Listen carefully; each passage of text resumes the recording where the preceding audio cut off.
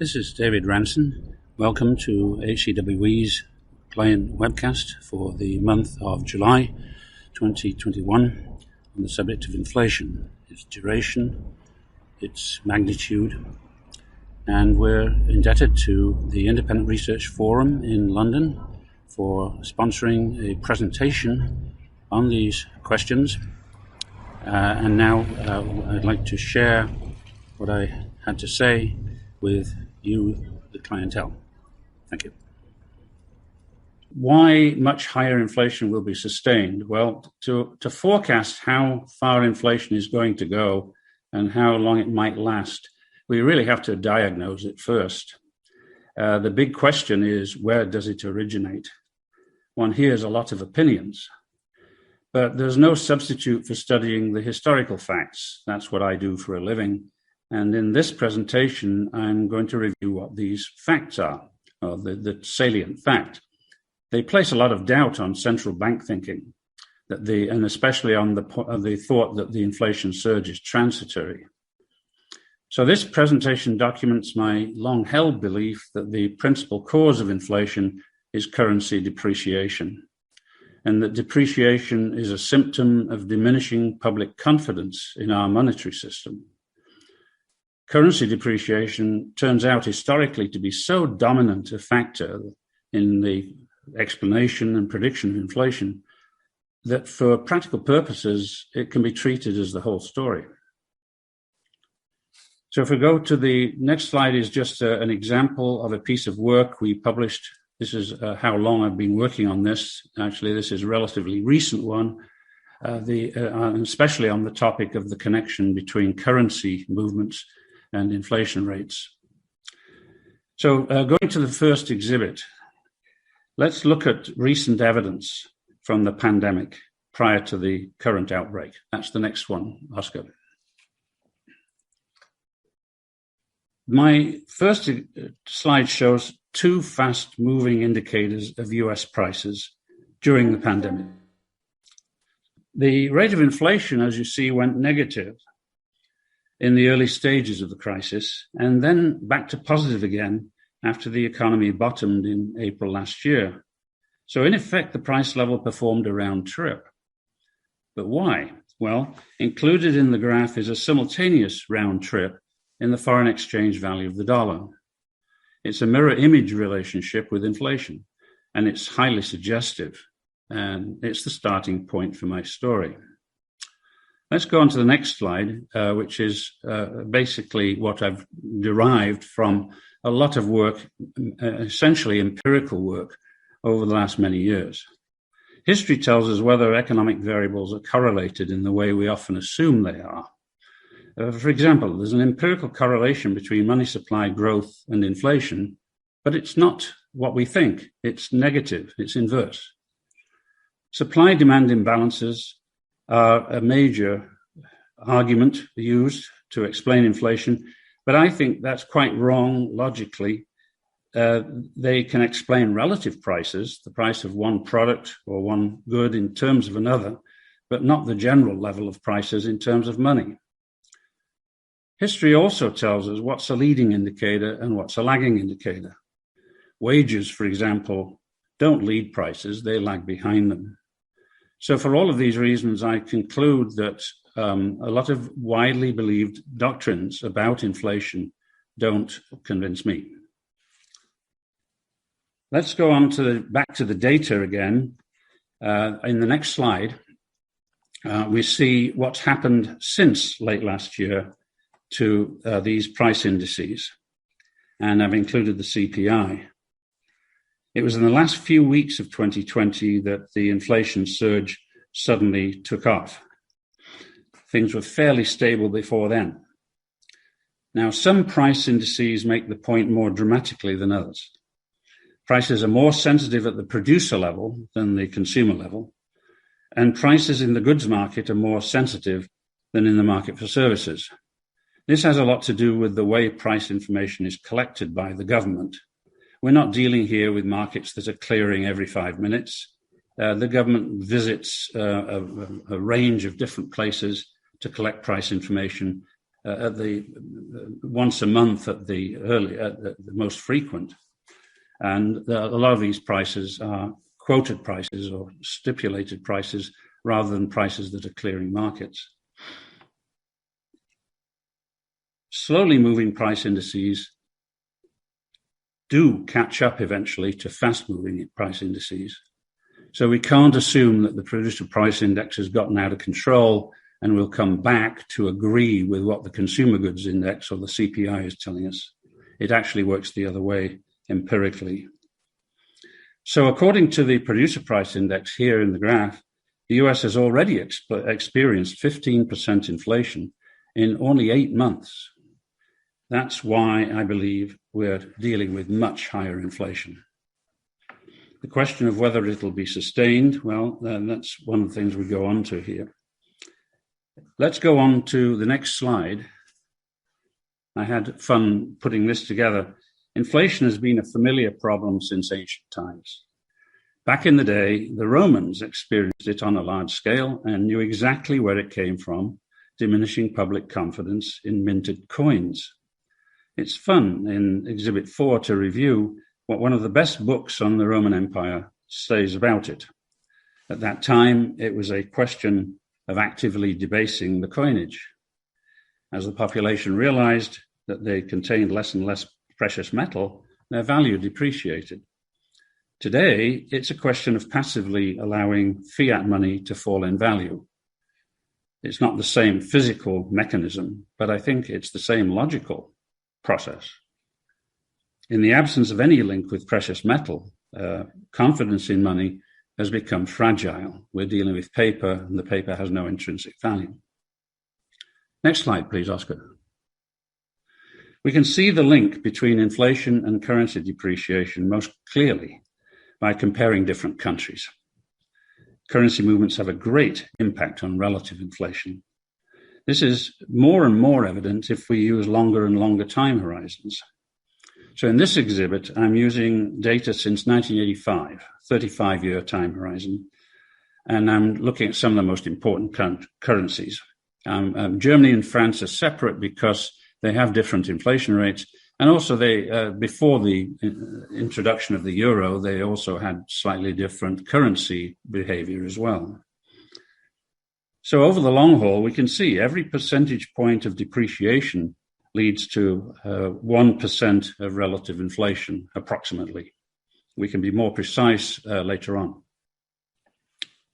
Next slide, Oscar, please. Relative inflation is not difficult to explain along those lines, and even to predict. But what about absolute inflation? Well, a foreign currency index would work to explain relative inflation, but logically it shouldn't work for the latter, the absolute inflation.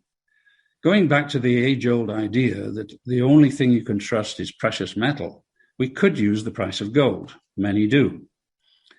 But even the price of gold could be misleading. In early 2020, for example, it rose rapidly, even as the price level was falling in the US. That's clearly because the gold market is reacting to geopolitical events, not just inflationary forces. And the pandemic was a huge geopolitical event. To minimize distortions of that kind, what I suggest we do is go to futures markets, as far out as we can get in either forward or futures markets. The market in gold, and we can even synthesize what the market in gold for a 30-year horizon would be by using the market for 30-year treasury strips. And that's what I propose to do, and I call that the forward price of gold. And that's shown in the graph. You can see that the forward price of gold in the red line there did anticipate the inflation breakout, and it fits what we've been going through.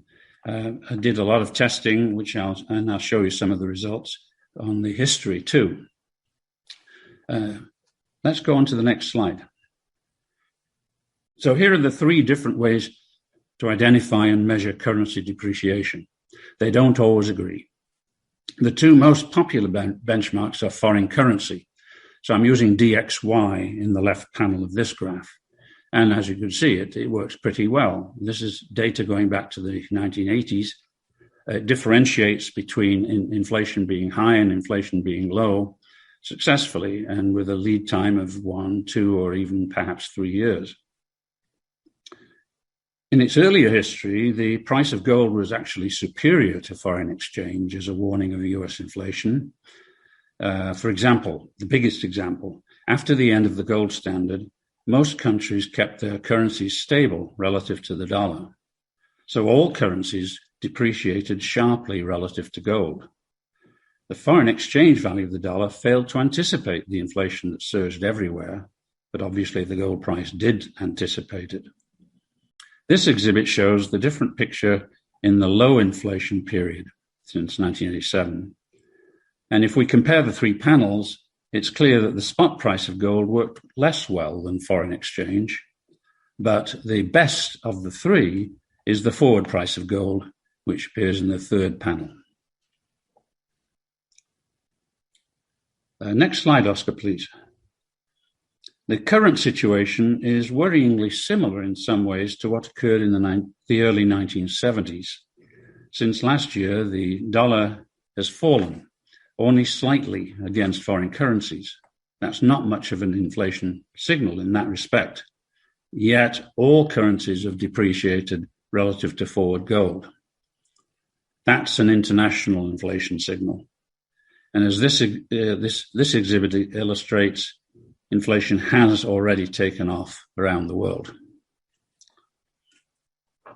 Next slide shows these are delayed responses of different price indices. We've got to take into account various delays in order to see the link between currencies and inflation more clearly.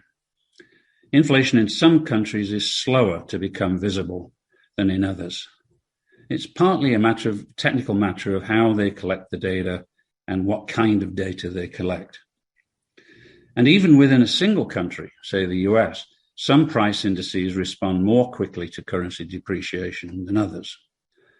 Some consistently serve as leading indicators, others consistently serve as lagging indicators. So this exhibit shows the time lag is shorter for producer prices and longer for consumer prices. These time lags imply that some price indices react to currency depreciation faster than others. The fast-moving producer price index has the shortest lag. We are looking at correlations. We find, and in the process of doing this, I find no evidence for the popular view that relative inflation leads and currencies lag, as is implied by the Big Mac hypothesis published by The Economist. This exhibit uses cumulative producer price inflation data relative to the US for several major currencies over a 35-year period. So each data point shows the correlation between relative inflation over that period and depreciation for a given timing difference. 0 represents no timing difference. 1 year it could go backward or forward. I've allowed for leads as well as lags. Allowing for smaller correlations, and there are correlations for shorter lags and longer lags, we estimate an average lag of maybe 5 months. Now, in the last slide, we're looking at the time over which prices continue to evolve following an initial change in the value of the dollar. And we can see this especially well for the slow-moving consumer price index. So this is designed to show the cumulative effect of dollar depreciation on the CPI over several years. Years in which the dollar depreciated relative to forward gold are separated from those in which it appreciated. So we have two kind of states of the world, the currency going down and the currency going up. And the two CPI trajectories that follow from those states are plotted in the upper panel. In the lower panel, what we're plotting there is the spread between the two growing, and it grows asymptotically to about 33% or something like that. It just happens that the difference in the dollar's performance in the base year is about 33%. The difference between the years in which the dollar went up and the years in which it went down. So that implies parity. In other words, it implies a direct proportionality between the currency, the CPI, and the initial currency change. Well, in the last slide, I tried to draw some conclusions and make some other observations from all of this evidence. Taking all the evidence on board, it's clear that the magnitude and the longevity of the inflation crisis we're in are both a big deal. Inflation comes in great waves. It's not an event like a recession that comes and goes within a year or two. The most recent so-called recession only lasted 2 quarters. Both its absence and its presence typically last for many years. It's defined as an across-the-board rise in oil prices, and it does not result from an imbalance between demand and supply. The cause is depreciation of the national currency unit, and that cause has been understood for centuries. Currencies move first, the response of inflation is observed afterwards. And the best single indicator I can find for future inflation, and I'm always looking for better ones, is the price of gold measured in the distant forward market with the help of the pricing of treasury bond strips. The Fed is not in charge of US policy toward the dollar and does not control the price of gold. So we probably shouldn't be looking to the Fed to control or stop this inflation from happening. Interest rate movements are a consequence of inflation, not a cause. So I think the only surefire means of keeping a currency stable is some form of gold standard or currency board. We have to go back to something the public will always trust. And that's the end of my remarks. Thank you very much.